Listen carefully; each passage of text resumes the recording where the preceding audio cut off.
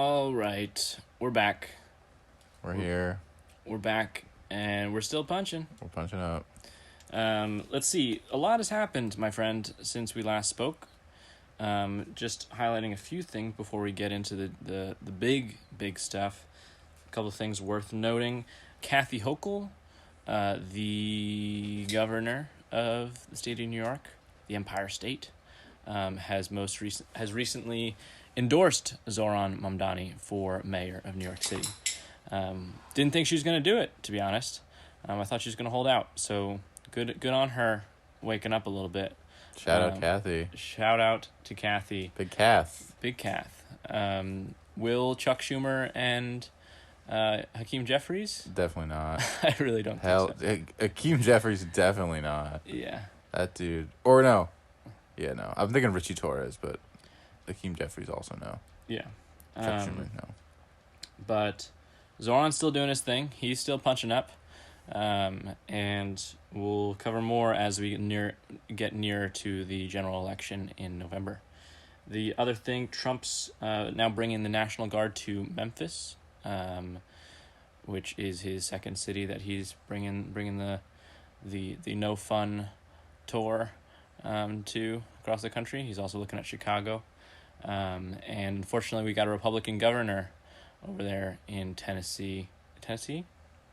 Memphis? Yeah, Memphis, Tennessee. Well, but back to Chicago, didn't it get didn't they kind of shut it down? It wasn't National Guard. It was the ICE. It was he was like launching ICE. But I think there was something that didn't they pivot to Memphis because they're like, all right, easier target. Yeah. With a government who's gonna be like, yes, come. Our big boy J.B. Pritzker was like, nah, you can't send him. Yeah. Who is one of the billionaires, but he was slightly punching up. He is one of the billionaires? Yeah, he's a billionaire. Is he billionaire or millionaire? He's a billionaire. Oh, okay. Well, I mean, that's, yeah. Billionaire. Billionaire? Yeah, he's a billionaire. Really? Yeah. How does he make his money? I forget. Damn. So maybe I take back the punching out. Yeah, no, he's just kind of... He's just doing some punching. I guess he's he's just got some backbone. Yeah, a little not, bit. Not the best. But yeah, they're still launching some ICE raids on Chicago, but not National Guard yet. But Memphis, on the other hand, which is where they're pivoting this week, people are really welcoming the stormtroopers. They're pretty excited to be occupied, which is not everyone in the city. Well, yeah, I don't think they are, but a lot of state government Republicans in the state government are pretty amped to be part of this police tour. So unfortunate stuff there, but we'll see how it goes as it rolls out. And in good news, news we don't know where it's going yet, but it is exciting news. The Global Sumud Flotilla, I think they launched around 3 weeks ago. About 40 boats from all over the world, like 50 plus countries.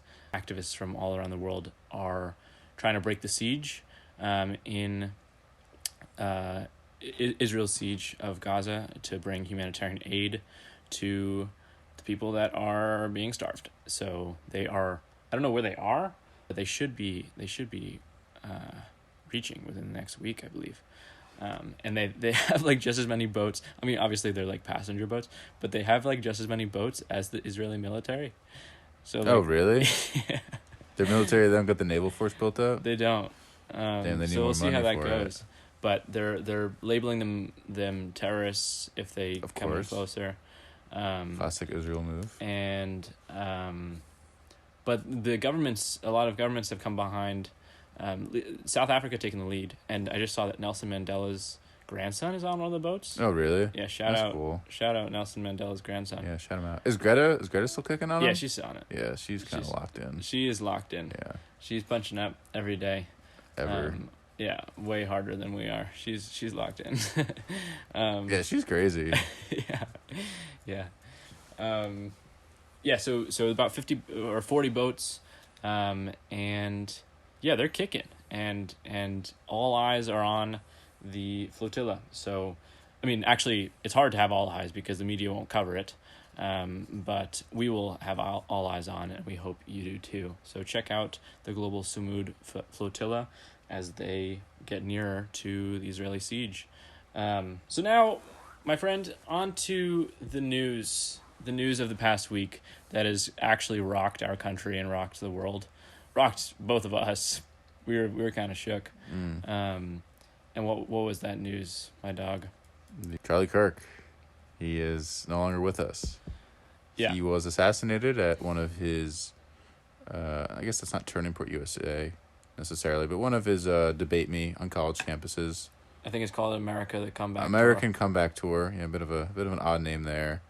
But anyways, yeah, he was, I think everyone knows it now, but he was assassinated in broad daylight as he was debating in front of a huge crowd, and the fallout from it has been massive.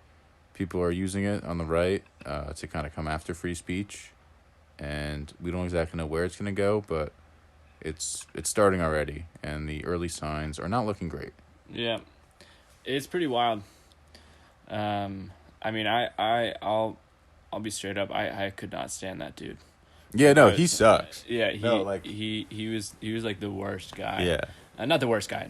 He was one of the worst. worst. That to be like something, but like he just everything he stood for kind of sucked. Yeah. And I really for years now, like I've always really not liked him. Mm-hmm. But man, I am so shook that he was taken out that way, and he did not deserve that. Mm-hmm. Nobody deserves that, and yeah, everything, the fallout, both sides, and you know the media is just like social media specifically is so like it's so bad for like pushing to the forefront what these fringe people who are like chronically online think about the situation, but just so many people like celebrating, and then so many people on the right, on the other hand, calling for all out war. And it's just like, oh my goodness. And that's only just like the cultural stuff. There's also a lot of, like you were mentioning, the crackdowns that are about to ensue or already have ensued because of it, which are quite worrying. The goat Jimmy Kimmel is he's out now because of barely even saying anything, and it's not, obviously no one really gives a shit about Jimmy Kimmel. No one watches him anyway. But for what he said, and just in general, I mean, there shouldn't be, in America, with the First Amendment, freedom of speech, you shouldn't be scared of what you say. And, he made, I guess, a little bit of a joke, because with the identity of the shooter, it's, whereas, like, politics lean is a little unclear. Well, yeah, give a background on what he said and what happened. So Jimmy Kimmel was saying how, like, not really anything crazy. He was kind of mentioning how Trump just, first off, doesn't really care that much, which I think we'll get into a little bit later. Yeah. But also how that the MAGA crowd's kind of trying to make it seem that the shooter's not one of theirs, which is, again, like, that doesn't really matter, but that's still up in the air. But anyways, FCC came cracking down, pressured, I guess, ABC's parent company, or I don't exactly know, whatever Nexstar is, and he got canned. Not completely, but he's on indefinite leave. And that's the second late night host, which, they're not really funny, nor are they really pushing that far. They're pretty lib-coded, but they're always good dissenting voices of the, make fun of the administration. And seeing that kind of crack, that's like uh-oh. Yeah, definitely. And then recently, Vice President... JD Vance. What was I was gonna call him JD Davis, but he's wait, what's his name? JD Vance? JD Vance. He went on Charlie Kirk's podcast. He filled in for him, and he was just saying how there is not any unity in this country, and that they're gonna crack down on any leftist organization. Labeling this on the left as if like a whole group of people, half of our country, just decided that, you know what, today we're going to take out Charlie Kirk. Yeah, and before even like the ideology of the shooter is really even mentioned, or not, well, it's been mentioned, but really confirmed, because it's still kind of up in the air, like exact motives or really where he stood. But what it does show is like how quickly in today's society, like how quick the jump people will go to violence. They don't got to be ostracized from society to, act how they see fit and maybe take a life in the process. Right. which is another thing. And particularly who is like, I mean, one of the biggest. I mean, he owns X and pushes his tweets times. I can't believe I called it X. Yeah, Twitter. no. Sorry.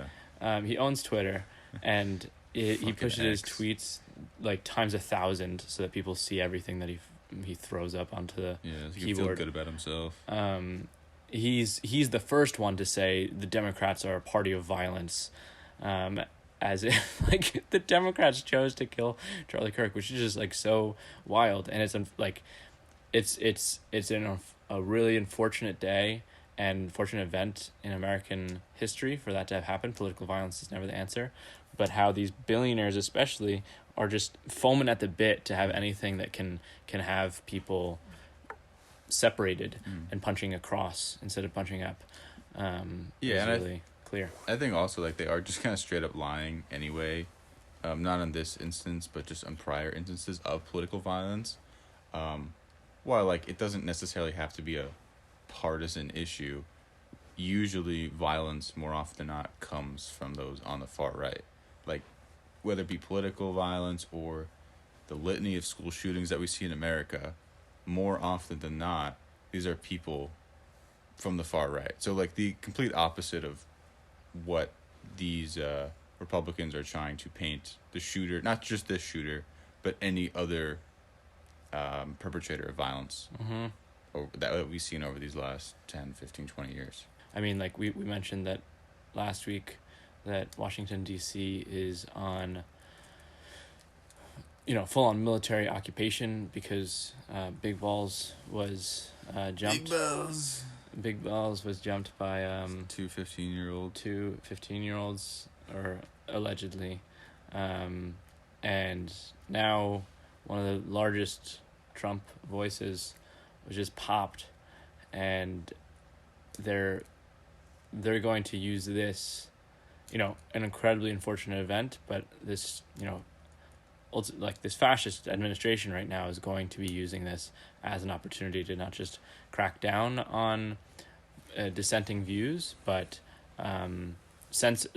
crack down on organizations, but then also censor media the way that they want to. And like just like an excuse, I forget what that's called, but like, I mean, it's the shifting the Overton window. It's called in a sense of like the things that like are deemed acceptable for this like administration to do, but also like this like, and this isn't a manufactured crisis like Washington D.C. and Memphis are, both cities that have like the lowest crime rate they've had in decades, but the administration wants it to seem like they're crime-ridden and desperately need to have stormtroopers throughout the city. And also like that's the answer to the violent problems. Anyway, right, instead of actually meeting people's material needs so that they're not in poverty. This, on the other hand, is not a manufactured event, but the hysteria around it as if it is these left-wing radicals that like that it's just like, I don't know, we can't just like, damn, this is horrible and come... Like, I would like some unity around this. Like, damn, like, this is horrible. We cannot have something like this again. Yeah, like, maybe let's talk about all those guns we got. Yeah. But that's never on the menu. Or just, like, I don't know. So, but yeah, to say that they are, they're jumping on this. You said, let's start with how Trump reacted, because of his actual emotional tie to the situation. Yeah, so, like, I guess as we just said, this is a big danger of how this administration is going to act, and they've started already. But the one thing where it's like, could it just boil over, is Trump's reaction. And Trump, in classic Trump fashion, can only care about himself. So when in interviews, when he's asked about Charlie Kirk, he doesn't even seem remorseful or even care to talk about it, but rather talking about some White House building. They asked him how he's doing after he lost his friend yesterday. And he goes, I'm doing pretty good. Anyways, construction's going great. Anyways, let's check out this construction on this ballroom. Yeah. And I mean, he's definitely losing it. I don't think that's like so much a tie into like, I think it's more about like, like how. But I mean, he does only care about himself. But yeah, he doesn't. I don't think he actually cared about the situation. Senile. But like, he will use this attack as reason, and not just him, just like everyone who's behind him. These like J.D. Vance, Stephen Miller. to completely crack down on any dissenting views. I mean, I saw something about the like entry into the country from people that are abroad, checking like if they properly mourned like Charlie Kirk on social media or different things, and then the some weird like shit demanding that everyone put their flags at half mast for in mourning for like 4 days, which like, dude, he did not deserve that. His family didn't deserve that. But like to be like this like enforcement of like you need to like see this as it's against everything that we have been grown up to hold dear, you know. Yeah. And then this most recent thing of you're talking about with what's his name? I always forget the Jimmy Kimmel. Jimmy Kimmel Getting tossed. Yeah. And Stephen Colbert a couple weeks ago. It's just like making sure that there aren't any dissenting views at all. And then there's probably going to be crazy crackdowns on university campuses where the left ideology, you know, spawns. That was a big thing. Yeah. 2 years with the protests about Israel. But I think also another thing that's going to be targeted and is being targeted is like social media companies. In the fallout of the assassination of Charlie Kirk, what was his name? Some Republican member of the House invited like CEOs of I think Twitch, Reddit, Discord, to testify about like radicalization on their apps, which it's a bit of a weird one because for some of those like Discord and Reddit, while like the far right stuff usually isn't on those, but rather stuff on like 4chan, the darker web, the corners of the internet. Like there is some truth to be told about like that radicalizing people, especially now as we live in society that has more physical distance between one another. Yeah. And people find these communities online with sometimes not the greatest people, and that can create violence and extreme positions. But the angle in which they're kind of coming after it is, again, as we mentioned before, attacking the left on these platforms, these apps, kind of showing that they're like left-wing radicalization sites, which is not really the truth. Yeah.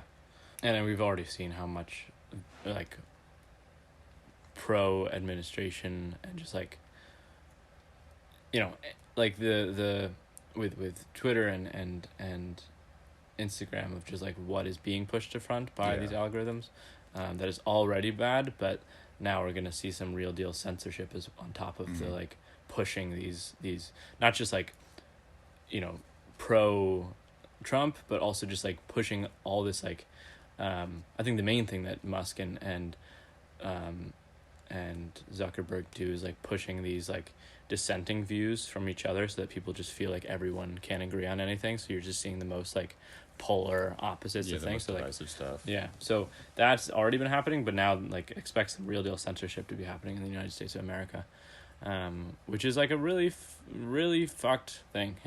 Yeah, because that is kind of one of the good things about America, which I mean obviously is true in a lot of other countries as well, but that's always like a big thing. And I feel like even on both sides, when like cancel culture was a thing coming from, you know, your social justice warriors of the left, people on the right, or in general just outraged, because people don't like to be canceled.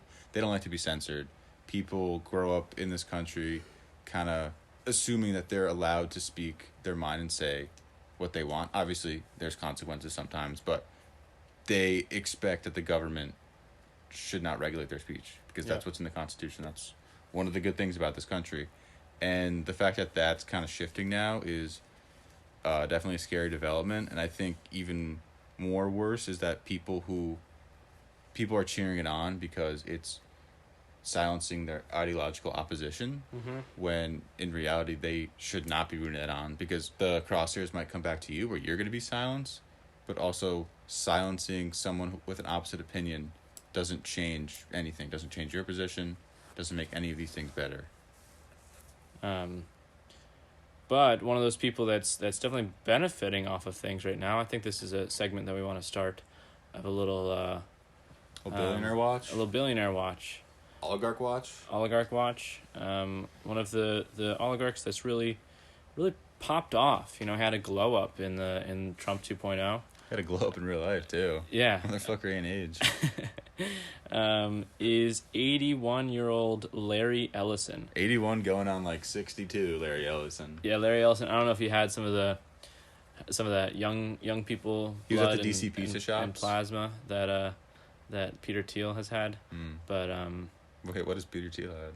pretty sure he had like some, and I don't want to be spreading random shit that I don't know. Nah, but like but I'm pretty sure he had some like he has like young people's blood transfusions. Really? Yeah. Damn. We can Jamie pull that up later. Yeah, we could. Because that is kind of a bold thing to say. Like, I'm pretty sure he has. Up. Yeah, but I'm pretty sure Channel 5 did a video on the like plasma centers that like rich people are buying from. Wait, so like is it like donations or they're just like coming in like No, hey. it's like poor they like target poor people. Oh wow. Yeah, it's wild. It's like, bro, I need a little glow up. It's like give literally me your just blood. vampires. It's like 21st century vampires. Yeah. But that's okay.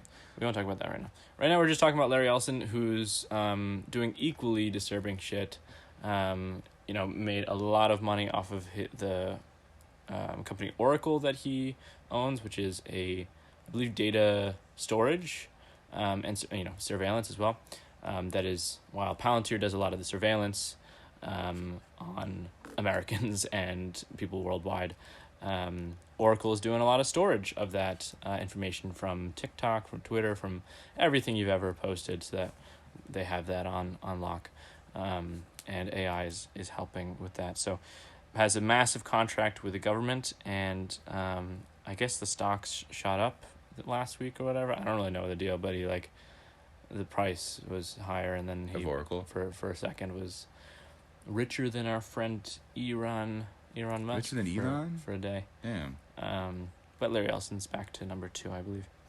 And now he's trying to buy HBO, CNN, and TikTok Nice. just this week. So he's trying to make plays, But he's just a businessman. Respect the hustle.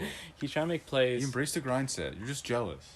Yeah, and I think like the thing with ABC, it's like, it's crazy that the government's cracking down on this. But it's like, it's not just the government cracking down. It's just that these billionaires and corporations are so quick to comply because like they're on the same side. Well, yeah, but also like now we see with all these mergers with like Paramount, like they're capitulating and like being like, yeah, fuck you, Colbert, because they want their merger, and antitrust laws are kind of whatever now. Yeah. So they're like, yeah, sure, we'll do that because it benefits them.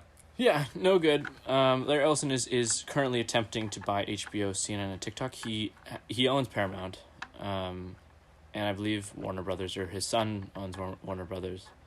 Skydance Media, which I think is Warner Brothers. I'm not really sure, but he owns a lot of media, and now he's trying to get some more.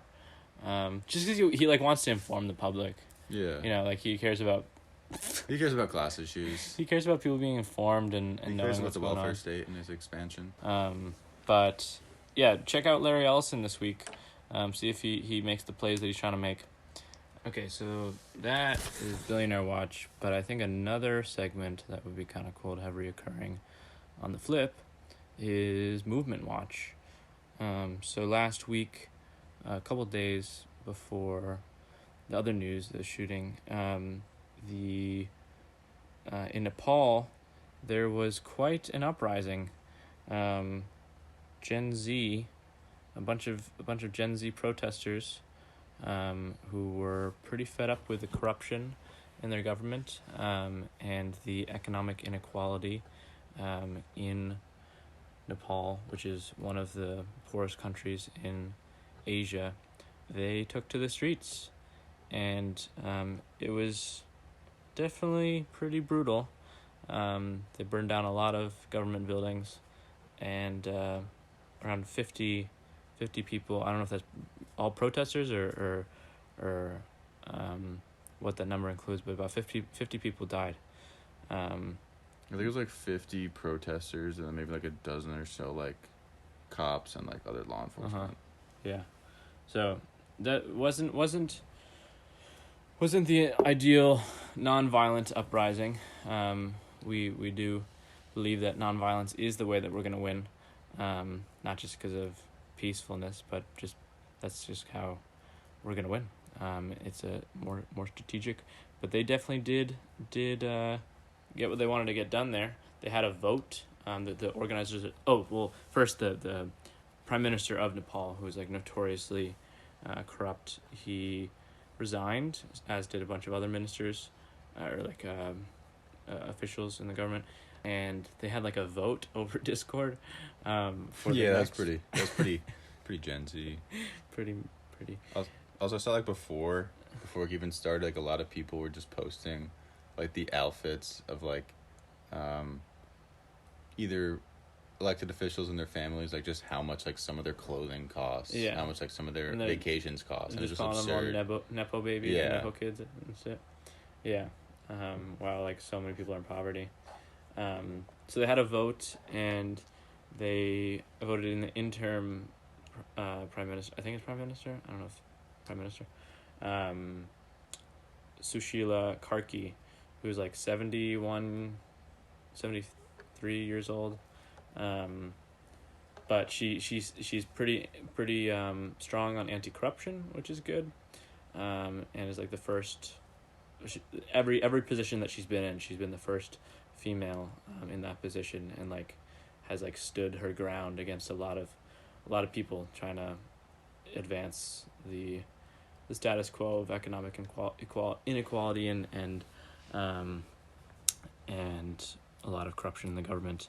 So she's made it all this way, and they think that she'll do good for the interim, and then hoping that the elections, and I believe the spring, they'll be able to get someone closer to the age of the age of the population. The Nepal is like notoriously young. I'm pretty sure the median age is like 30 something. Oh really? Yeah. Yeah. And so young people, they did a little punching up. Yeah. They did a little punching up. Did a little locking in. They did a little locking in. And I'm wondering, like, economic inequality, corruption, that shit's happening here. Yeah. The degrading degrading living standards aren't quite like they are in Nepal. So that's definitely a driving factor. But I'm wondering, my dog, what's it going to take here to get people that pissed? Yeah, so I think that level of outrage could maybe not to that degree, because how we are in this country, but I think that could be on the horizon, just because this administration, as much as they are, constantly giving their base what they want with the deportations and, I guess, censoring people who didn't mourn Charlie Kirk properly or whatever the hell else, like the material conditions of these people, the quality of life, the affordability is not going up for anyone. Right. Even the most like racist white supremacist people who are happy to see migrants be kicked out of the country, happy to see their blood pure in this country, their conditions are not improving. And I think after a while, the strongest members of the Trump base are eventually going to who like aren't in good economic circumstances, are eventually going to realize that, and they are already to some degree, that what Trump is spewing out, what this administration is doing, is not helping them. Mm-hmm. It's not making their lives better. And I think once that kind of clicks for a lot of people, we can get to something like what happened in Nepal, where there's popular discontent and a popular movement that comes from both sides of the political spectrum, because after a while, people realize that they're not on the same side when it comes to class. Mm-hmm. Yeah. No, I think so, and I think like going hard on I think as we've seen with Zohran's rise in popularity, like just getting hard on the economic issues that are facing people, and like just like difficulty to live in the places that they call home. But I think like if we are trying to get on some of the like the narrative wins that like the few things that we think everyone could agree on, people don't like how rich the rich are getting. Mm-hmm. Like I think everyone doesn't. It's just a matter of like, dude, Bernie's oligarchy tour was big in really rural states. Definitely. And I think like when we talked about like the people that we need to start we need to start propping up different people in independent media. And I think like the line that we can hold both for media, for politicians in the future, for where we should stand as public citizens is like, are we going to stand on the side of corporations, or are we going to stand on the side of humanity? Are we going to go along with like and I think I said this last time, but just like the whole like liberty and justice for all, like that goes hard. Yeah. But like it only goes hard if you actually mean liberty and you actually mean justice. Yeah. And for all, right now that means all corporations. Right. Not all people. And I think also like what the events in Nepal show is that even though we have in this country and a lot of other countries now of the wealth and the power is concentrated at the very top, the reality is they do make up a minority of the population. So as much as you may hear it a lot of like the power is in the hands of the people, like that is true just for sheer numbers wise. And eventually when people can be galvanized and then thus organized and then thus sprung into action, you can make some change just because of the fact that we, the oppressed class, make up the majority of this country, and we have the ability to change things to our favor. Mm-hmm. And that occurred in Nepal. Because even if you have a small group of people who call the shots, are corrupt, take bribes, do everything in the name of the people for themselves, they're just a small fraction of the society. And when we can all rise up and realize that we collectively hold more power, that's when we can get rid of them. Mm-hmm. Get rid of those at the top, like what happened in Nepal. Definitely. Yeah, I think that's solid, and I'm would wish there wasn't so much bloodshed. But honestly, compared to how much was done, I think that's honestly kind of minor compared to how much havoc they caused, and they definitely they locked in. Yeah, sure. I mean they got the change that they did want. And this is someone, I forget who it was that was quoted in an interview, but just like this is on their hands for continually taking so much money away from the working people of Nepal, which I think is just how we have to direct all of these. And I think someone else of like when it comes to political violence, abhorrent, but like political violence is a symptom of when folks don't feel like they have any agency in their society, Definitely. And like all of these things, like it is the fault of the people that are gutting our institutions and our pocketbooks and our homes, so pocketbooks, wallets, whatever. So yeah, I'm thinking that there's a lot of good to come, and I think like even though the media is becoming completely owned by the oligarchy increasingly each day, and things are looking a little more like Star Wars every day.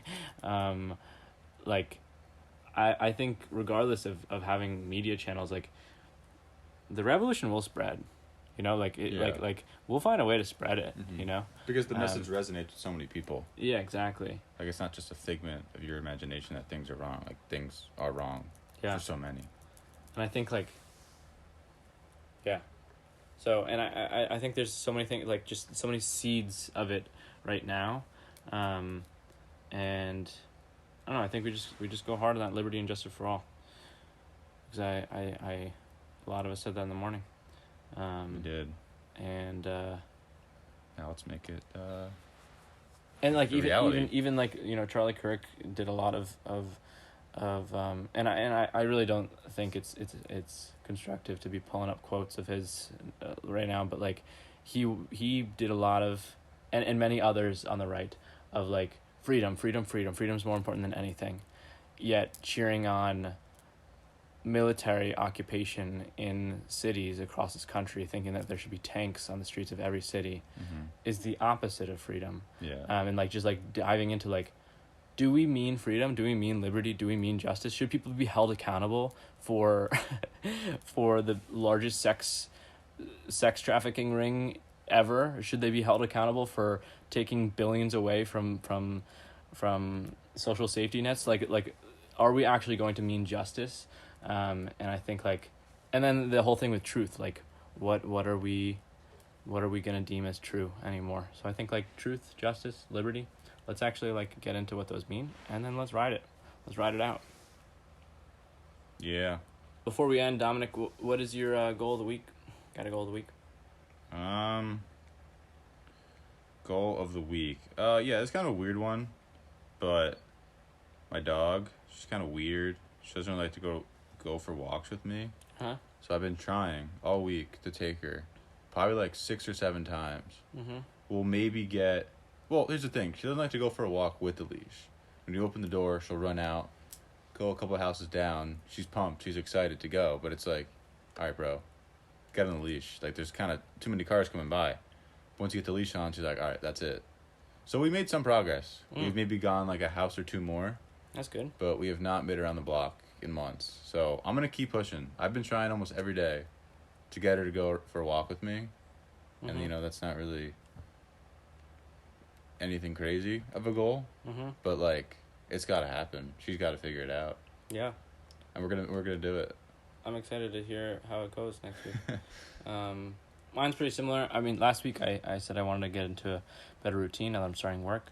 Started work, good stuff, but a lot of Zoom, a lot of calls that I've been on, and I haven't been balancing that with as much outside time as I'd like. So I'd like to go for a long walk each day this next week. And also, I'll be on a couple trains. I'm doing some traveling. I'd like to get up on my reading game, read a couple more hours than I've been reading the past few weeks. That'll be good. Reading's always good. Reading is always good. Gotta have more knowledge. Definitely. So, throughout this week, we'll be doing what we can to punch up. And, again, we hope you do too. All right, have a good week, folks. Later.